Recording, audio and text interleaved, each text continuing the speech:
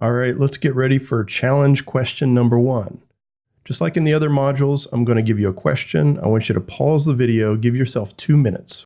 Why 2 minutes? Because on the exam, you want to budget yourself a maximum of 2 minutes for every question in order to get through all the questions in the allotted time. So without further ado, here's the question. Give yourself 2 minutes, and I'll be back with you shortly.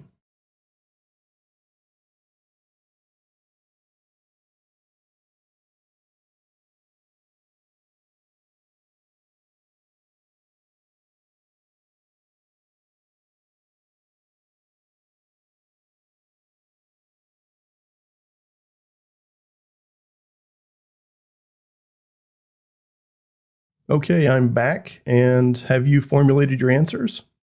Go ahead and lock those in if you haven't already, because we're going to walk through this question.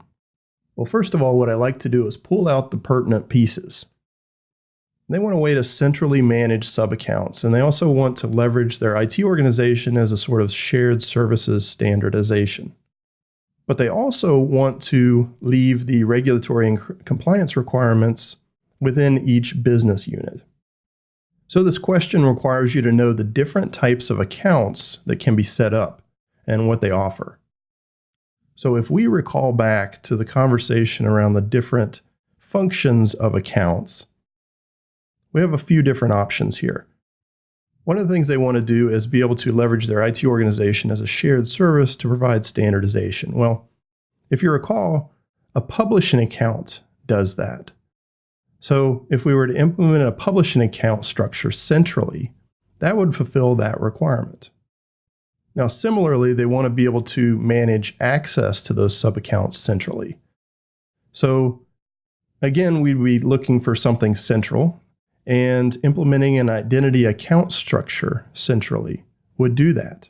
And then finally, they want to keep the regulatory and compliance requirements localized as much as possible.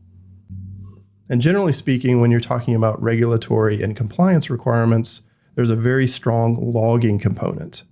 So in that case, we would probably want to implement a logging account structure locally within each business unit.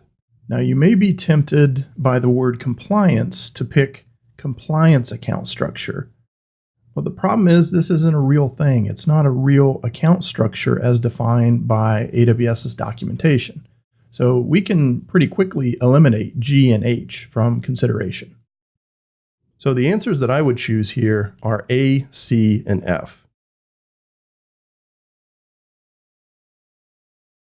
And here's how it might look in practice. So we have our consolidated security.